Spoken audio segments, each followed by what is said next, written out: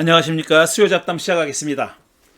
제 책 눈 떠보니 하나님이더라 창세기 1, 2, 3장 해설 한 책입니다. 이 책을 읽어가면서 설명하고 있습니다. 오늘은 제 5장 5장 제목은 세상의 구조를 세우고 생명체로 채우다 이렇게 되어 있습니다. 그러니까 이 5장은 이제 둘째 날부터 여섯째 날까지의 창조를 설명하는 그런 장입니다. 지난주에 말미에 마지막에 제가 설명을 드렸지만 사실 이 책 눈 떠보니 하나님이더라는 창세기 2장과 3장 그러니까 에덴 동산 이야기를 설명하는 것을 목표로 쓰여진 책입니다. 그런데 창세기 2, 3장의 창조 이야기만 있는 게 아니니까 1장이 있으니까 1장의 내용은 2, 3장의 내용과는 정말 완전히 다르죠.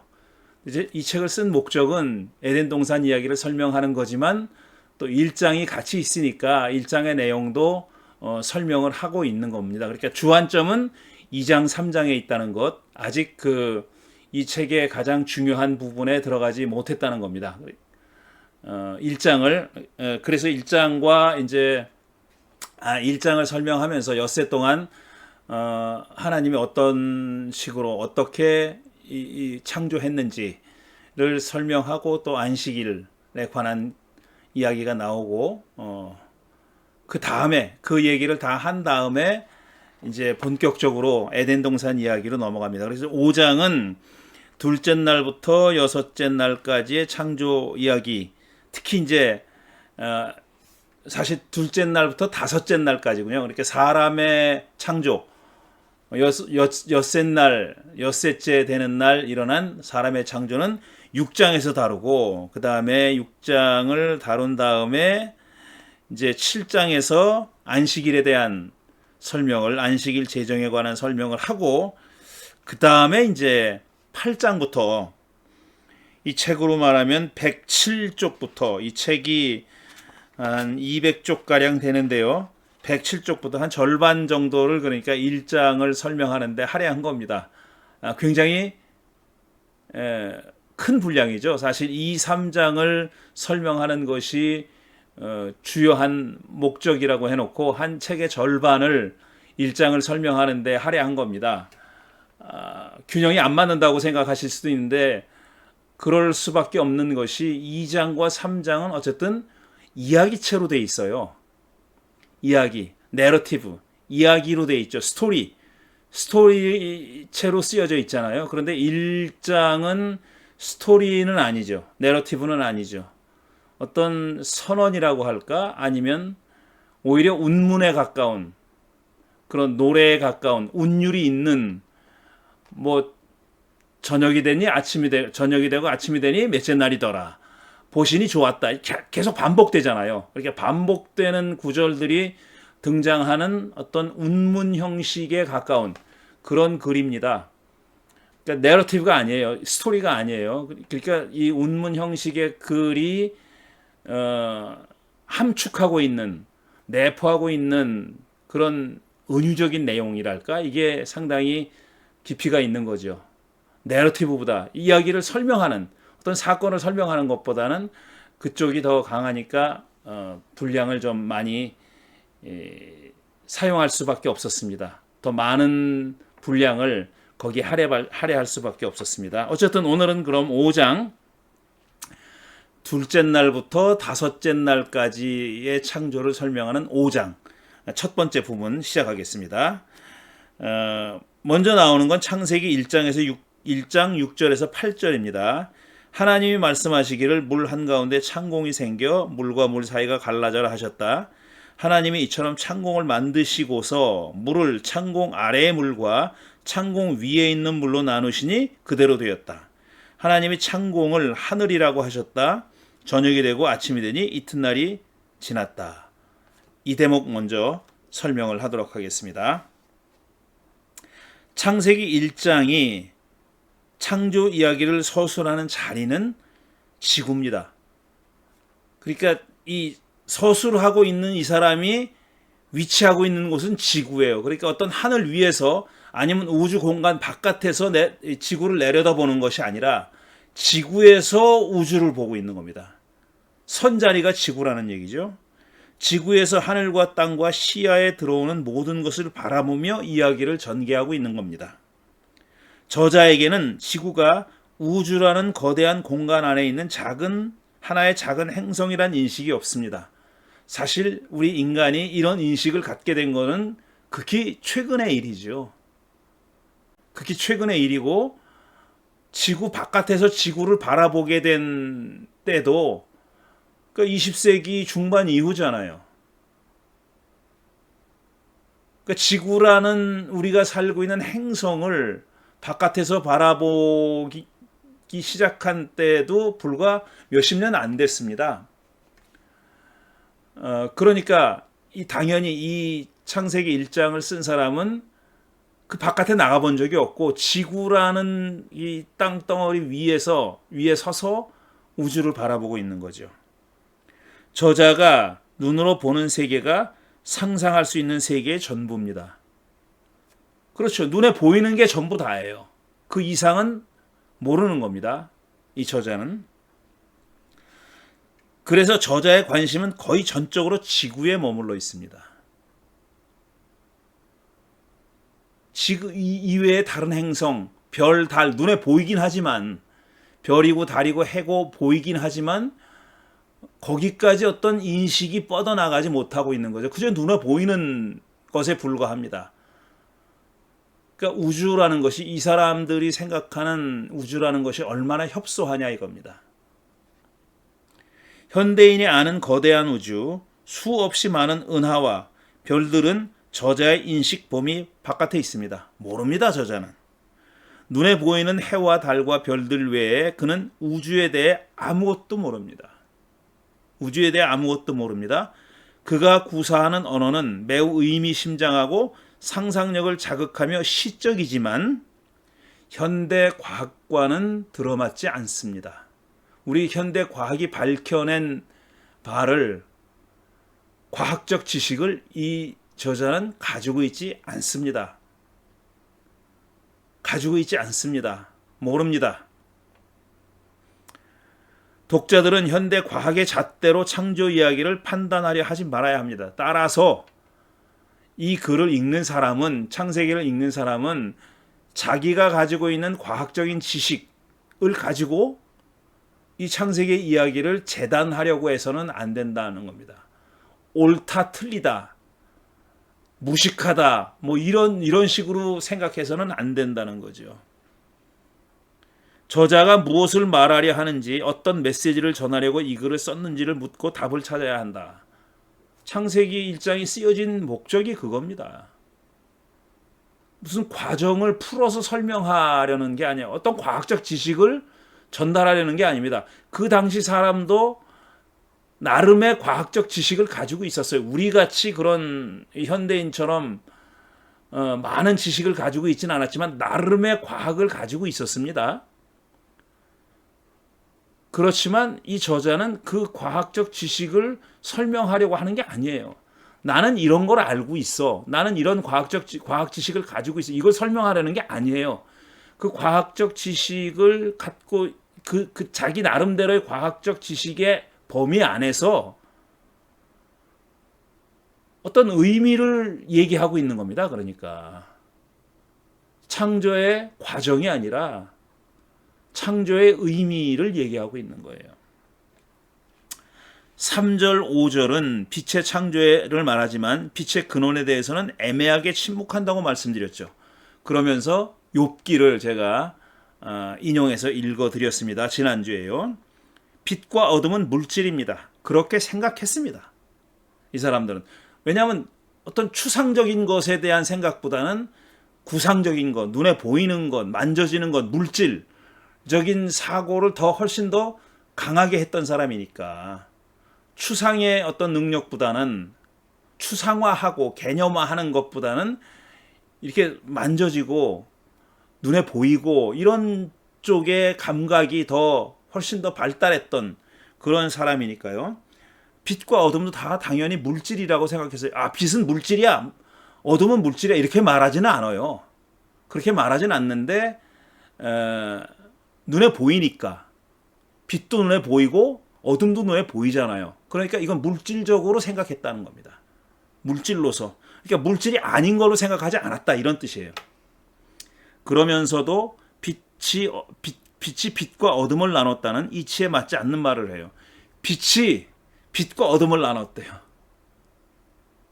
말이 안 되잖아요. 빛이 빛과 어둠을 나누다니. 빛이 어둠을 몰아냈다. 이건 말이 돼요. 그렇지만 빛이 빛과 어둠을 나눴다는 건 어법이 많지 않죠.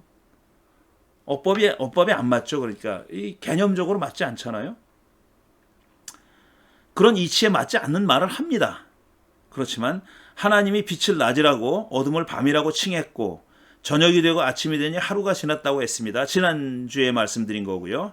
해와 달과 별들이 없는데 어떻게 저녁이 되고 아침이 됩니까? 이거 우리 과학적 상식과도 맞지 않잖아요.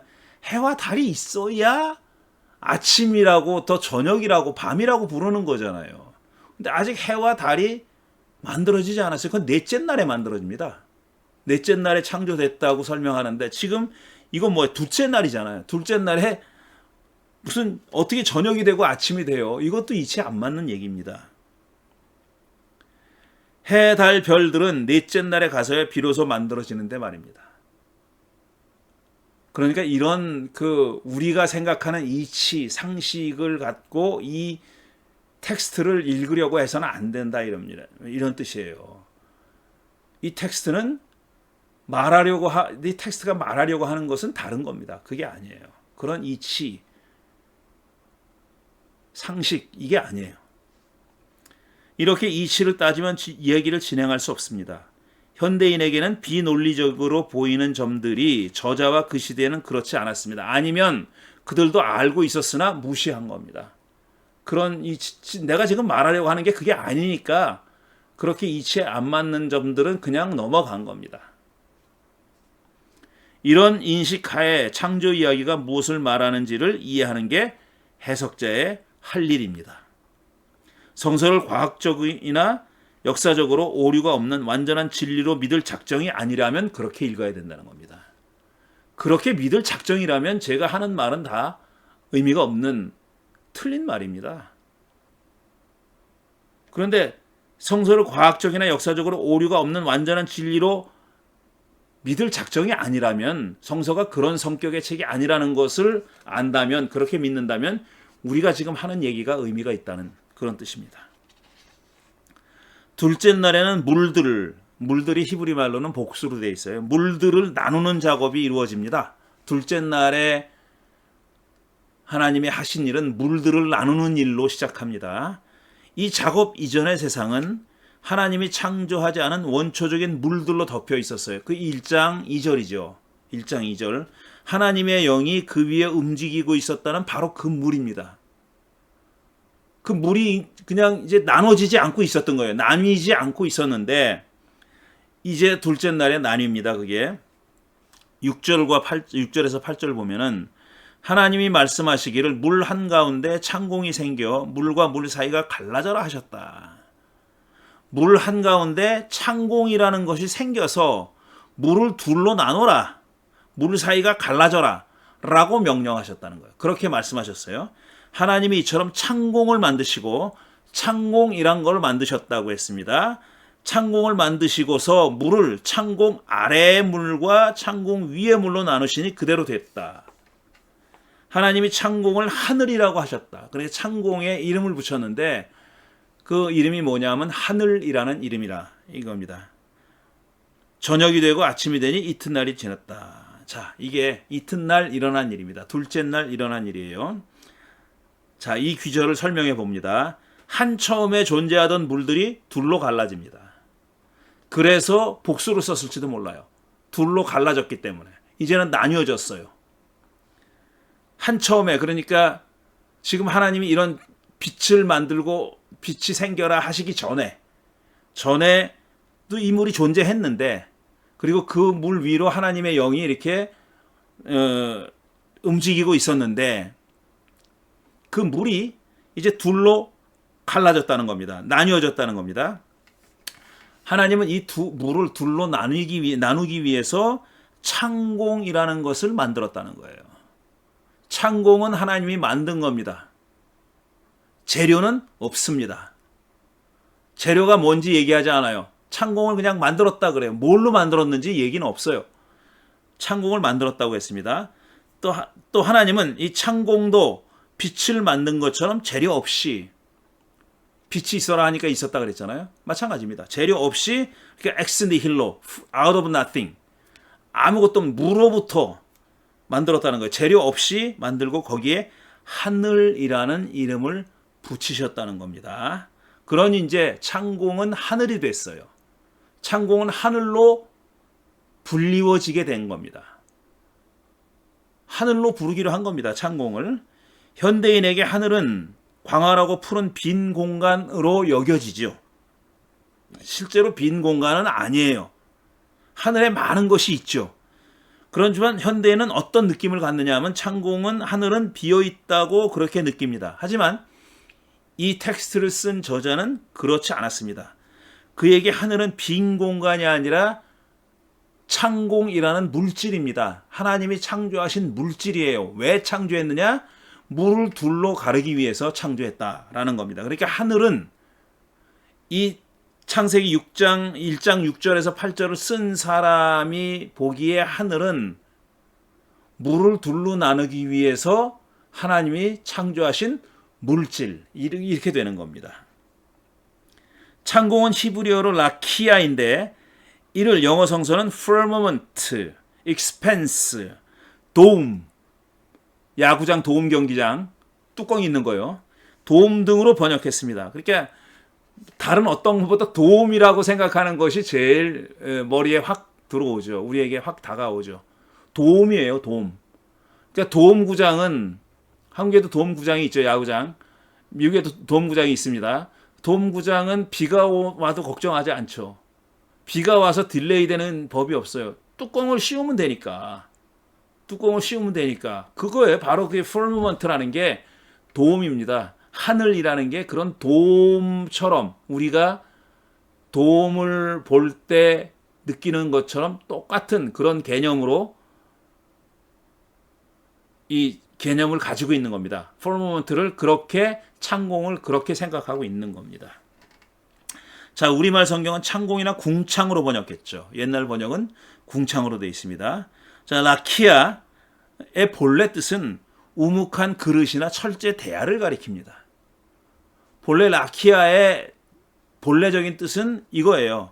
우묵한 그릇이나 철제 대야. 그러니까 창공을 의미하는 영어 firmament에도 딱딱하다는 form이라는 말이 들어있죠. 그러니까 지금 제가 하려고 하는 얘기는 뭐냐면 창공이 우리가 생각하는 것처럼 비어있는 어떤 공간이 아니라 물질이다, 딱딱한 물질이라고 여겼던 겁니다. 창세기 1장 6절을 쓴 사람은 하늘을 딱딱한 공간, 딱딱한 어떤 물질적인 그 어떤 것, 도움으로 여겼다는 겁니다. 하늘은 하나의 물질로서 우묵한 그릇 같은 것으로 여겨졌습니다. 하나님은 그 딱딱한 그릇 같은 라키아를 만들어서 원초적인 물들을 그릇 위의 물들과 그릇 아래의 물들로 나눈 겁니다. 자, 그림을 하나 보여드리겠습니다. 이 그림을 보면은 firmament가 있죠. 영어로 돼 있어서 죄송합니다. firmament가 있고 그 곳곳에 이 flood gate가 있잖아요. flood gate는 그러니까 창세기 6장에 나오는 그 노아 시대 홍수는 그 flood gate가 그 홍수를 일으키는 게이트가 열린 거예요. 열려서 위에 있는 물이 아래로 떨어진 겁니다. 그렇게 이해한 겁니다. 창세기 저자는 그렇게 이해한 거예요. 원래 그 창공이 닫혀 있어가지고 위에 물이 밑으로 떨어지면 안 돼요. 떨어지지 못하게 닫아놓은 겁니다. 그런데 그때는, 그러니까 사람이 악해서 이 세상을 물로 심판하려고 작정했을 때는 그 문을 열어서 위에 있는 물이 아래로 떨어지고 또 밑바닥에 있는 물도 솟아 나왔다 그랬잖아요. 그래가지고 온 천지가 물바다가 됐다는 거 아니에요. 우주를 그렇게 생각한 겁니다. 그러니까 평평한 땅이 있고 그 밑에는 스올이라고 이제 죽은 사람이 가는 곳이 있고 그 평평한 땅 아래는 다 바다가 있다고 생각했어요. 왜냐하면 바다가 보이니까 자기 눈에도 고대 그 중동 지방에 사는 사람도 바다를 알잖아요. 그렇게 바다가 이 지구가 둥그렇고 이 중력이 있어서 물을 안으로 잡아당긴다 이런 걸 모르니까 저기 끝까지 가면은 떨어진다고 생각했죠. 그런 우주관을 가지고 있었던 겁니다. 창공은 지금 제가 여러분이 보시는 그 그림에는 뭐 벽돌로 쌓아놓은 것처럼 그렇게 그렸잖아요. 그러니까 하늘이 그런 거라고 생각했어요. 그리고 해와 달과 별들은 거기 걸려 있다고, 그 창공에 걸려 있다고 그렇게 생각했던 거죠. 저녁이 되고 아침이 되니 이튿날이 지났다. 아직 해, 달, 별들이 만들어지지 않았는데 저녁이 되고 아침이 됐단다. 이건 아까도 말씀드렸듯이 이치에는 맞지 않는 겁니다. 해, 달, 별이 있어야 저녁이 되고 밤이 되고 아침이 되고 새벽이 되고 아침이 되고 낮이 되고 그러잖아요. 자, 보충 설명. 창공의 재료는 언급되지 않았습니다. 그러니까 재료 없이 만들어진 겁니다. 근데 고대 유대교 해석자들에게는 이게 좀 불편했습니다. 창공이 어떤 재료 없이 만들어졌다는 사실이 좀 편안하지가 않았어요. 왜냐하면 그래서 원초적인 물의 중간층을 굳게 만들어서, 굳혀서 딱딱하게 만들어서 창공을 만들었다고 추측한 해석자가 있었습니다. 그러니까 재료 없이 만드는 게 아니라 물의 가운데 있는 것을 굳게 만들어서 그것으로서 위의 물과 아래 물로 나눴다. 이렇게 해석한, 그렇게 이해한 사람들이 있었다는 겁니다. 자, 이렇게 추측한 데는 두 가지 정도의 이유가 있었을 겁니다. 첫째로 온도가 낮아지면 물이 얼음이 되니 물의 중간층을 굳게 만든다는 상상이 가능했죠. 얼음이라는 것을 알잖아요. 물이 얼면 얼음이 된다는 걸 알잖아요. 고체가 되잖아요. 딱딱하게 되잖아요. 그러니까 그거를 아니까 중간층에 있는 물을 그렇게 얼게 만들어서 하늘을 만든 게 아닐까라는 생각을 할 법도 하다 이겁니다. 또 두 번째 이유는 뭐냐면은 창공을 만들었다고 서술할 때 사용된 동사가 바라, 그러니까 create, 영어로 하면 창조하다, create. 이건 하나님이 주어로 사용됩니다. 하나님이 거의 예외 없이 바라라는 동사가 사용됐을 때는 주어가 하나님이에요. 그렇게 하나님만 할 수 있는 창조, 그냥 보통 만드는 거, 제작하는 게 아니라 하나님만 할 수 있는 창조, 우리 그리스도인들은 무로부터 재료 없이 창조라는 개념이 그 안에 들어있는 거죠. 그런데 그렇게 바라라는 동사가 사용되는데 여기에는 그러니까 창공을 만들었다고 서술했을 때는 바라라는 동사를 안 쓰고 아싸라는 동사를 썼어요. 아싸는 그냥 사람이 주어가 될 수 있는 보통 만들다. 영어로 굳이 표현하자면은 바라는 create고 아싸는 make입니다. 그냥 만드는 거예요. 창조하는 게 아니라. 물론 사람도 창조하지만 바라는 하나님만 주어로 사용된 창조하다라는 뜻이고 아싸는 사람도 주어가 될 수 있는 평범한 의미의 만들다라는 동사입니다. 그래서 창공은 재료를 갖고 만들어졌다고 그렇게 해석하는 사람들이 나왔다. 이런 뜻입니다. 이 해석에 대한 설명은 이런 자료들을 제가 참고해서 설명한 겁니다. 자, 그 다음에 이제 세 번째 소단락. 이렇게 나뉜 물들은 셋째 날에 갈 곳이 정해집니다. 이제 둘째 날 끝나고 셋째 날이에요. 셋째 날에 갈 곳이 정해지는데 하나님은 하늘 아래에 있는 물들을 한 곳에 모아서 바다를 만들어 묻이 드러나게 했다 그랬어요. 그러니까 묻이라는 게 있었어요. 드러난 겁니다. 바다라는 곳에 물을 한 곳에 모아서 그게 바다가 된 겁니다. 그러니까 한 곳에 모인 물이 바다입니다. 지금 우리가 보는 바다, 그거는 이 저자는 하나님이 이렇게 나뉜 물을 한 곳에 모았어요. 하늘 아래에 있는 물들을 한 곳에 모아서 묻이 드러나게 했고, 그걸 바다라고 불렀고, 그 다음에 묻이 드러나게 했는데 그걸 땅이라고 불렀다. 이런 얘기입니다. 9절에서 10절 읽으면 이렇습니다. 하나님이 말씀하시기를 하늘 아래에 있는 물은 한 곳으로 모이고 뭇은 드러나거라 그랬어요. 그러니까 뭇은 창조된 게 아니라 있었는데 드러난 거예요. 그 뭇이 어디서 왔지? 얘기를 안 해요. 여기서는. 아, 뭇은 원래부터 있었나 보다. 그게 물에 가려져 있었을 뿐이에요. 물이 뒤덮여 있어가지고 뭇이 보이지 않았는데, 드러나 있지 않았는데, 지금 셋째 날에 하신 일이 물을 한 곳으로 모으니까 뭇이 드러났다는 겁니다. 그러니까 제가 여러 번 반복해서 말씀드리는데, 그러니까 무로부터의 창조, 크레아처 엑센디 힐로, 무에서부터의 창조의 신학이 창세기 1장하고는 맞지 않아요.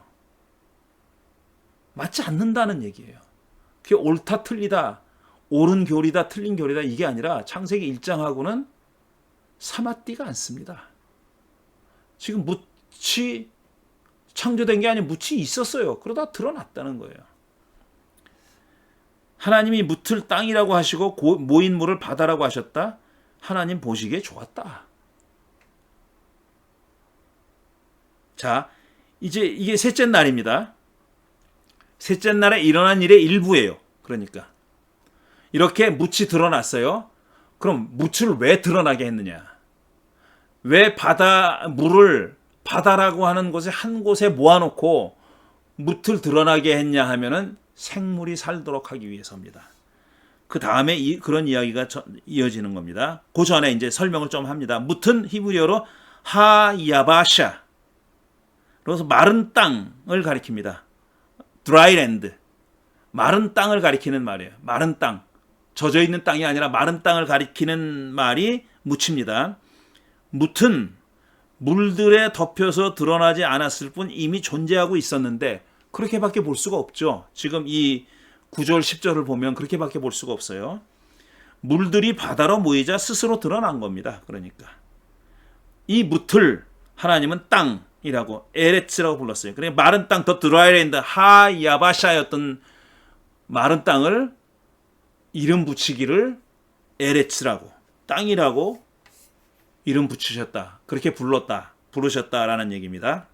자, 그럼 이 뭇이, 땅이 왜 드러났느냐, 뭘 위해서 드러났느냐, 그 다음에 나옵니다. 11절, 12절, 13절에 하나님이 말씀하시기를 땅은 푸른 우물 돋아나게 하여라. 씨를 맺는 식물과 씨 있는 열매를 맺는 나무가 그 종류대로 땅 위에서 돋아나게 하여라 하시니 그대로 되었다. 땅은 푸른 우물 돋아나게 하고 씨를 맺는 식물을 그 종류대로 나게 하고 씨 있는 열매를 맺는 나무를 그 종류대로 돋아나게 하였다. 식물들이 돋아났다. 나무들이 돋아났다 이겁니다. 하나님이 보시기에 저녁이 되고 하나님 보시기에 좋았다. 저녁이 되고 아침이 되니 사흔날이 지났다. 이렇게 기록하고 있습니다. 그러니까 셋째 날에 이루어진 일은 물을 갈라서 뭇이 드러나게 한 일, 그 다음에 그 뭇으로 하여금 식물들이 움트게 한 일, 이겁니다. 참 재밌는 게 땅이 식물들을 움트게 했다 그랬어요. 그러니까 식물들을 만들어낸 것은 없던 식물들을 움트게 하니까 생겨났잖아요. 움트게 만든 건 땅입니다. 하나님이 직접 작용한 게 아니라 하나님이 직접 움트게 한 게 아니라 땅이 움트게 했다라고 설명하고 있는 거죠. 하나님은 땅에게 식물이 돋아나게 하라고 말했고 땅은 그대로 행했다. 그러니까 땅이 창조의 어떤 일익을 담당한 겁니다. 이 말대로 하면 그렇다는 거죠. 땅이 식물들을 만들어낸 거예요. 식물들을 움트게 만들었어요. 땅이 아니면 못하는 일입니다. 이거는. 그러니까 땅이 이들에게 얼마나 중요한 의미를 가지고 있는 물체냐를 생각할 수밖에 없습니다. 이게 땅이 창조의 역군이에요. 풀이 돋아나게 만드는. 풀이 모든 생명의 기원인데, 기초인데, 기원이라기보다는 기초인데, 그 풀을 먹고 채식동물이 풀을 먹고 또 그 동물을 육식동물이 먹고 그걸 사람이 먹고 이러잖아요. 그것도 제물로 하나님께 바치고 그 모든 것이 땅에서부터 비롯되는 겁니다. 그러니까 땅이 얼마나 중요하냐 하는 겁니다. 하나님은 땅에서 식물이 돋아나게 하라고 말했고 땅은 그대로 행했습니다. 식물은 씨를 맺는 식물과 씨 있는 열매를 맺는 나무, 이게 둘로 딱 나뉘어져 있어요. 그러니까 식물이라는 걸 이 두 가지 종류로 분류했나 봅니다. 이 사람들의 과학적 지식이죠. 과학 지식이죠. 그러니까 식물은 둘로 분류할 수 있구나. 현대인들은 식물을 뭐 여러 종류로 분류하잖아요. 수없이 많은 종류로 분류하는데 이건 딱 두 가지로 분류한 겁니다. 씨를 맺는 식물, 씨 있는 열매를 맺는 나무, 이렇게. 그 식물들이 종류대로 땅에서 음이 돋았다 그랬죠. 저자가 아는 식물의 종류가 이게 전부였을까? 그러니까 전부였다기보다는 이렇게 두 가지로만 나눈 거죠. 두 가지로만 분류한 거죠. 두 개의 카테고리로만 생각한 겁니다. 아니면 저자가 나름의 기준에 따라 이것들만 언급했을까? 이 서술만으로는 알 수 없지만 저는 이렇게 생각하는 거예요. 두 가지 카테고리로 분류했다. 과학에 민감한 독자는 해가 없는데 어떻게 식물이 살겠냐 싶겠지만 맞는 말이죠. 해가 없는데 광합성이 안 되면 어떻게 식물이 살아요. 아직 해는 넷째 날에 만들어지잖아요. 그 다음 날에. 말이 안 되죠. 말이 안 되죠. 그렇게 이치 따지지 말라는 겁니다. 아마도 이 글을 쓴 사람은 태양, 광합성, 식물, 이 관계를 모르고 있었을 겁니다. 그냥 햇빛이 있어야 되는 건 알지만 그렇게 직접적으로 어떤 과정을 거쳐서 식물이 자라는지는 몰랐을 수도 있어요. 그러니까 태양이 만들어지기도 전에 이미 식물이 있었다고 얘기하는 거죠. 거꾸로죠. 과학적 상식대로 가려면 해가 먼저 만들어지고 그 다음에 식물이 만들어졌다고 얘기해야 되는 거죠.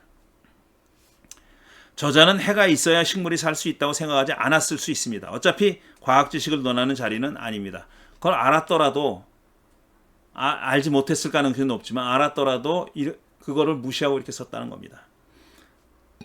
둘째 날과 셋째 날에는 무생물이 존재할 환경이 조성된 겁니다.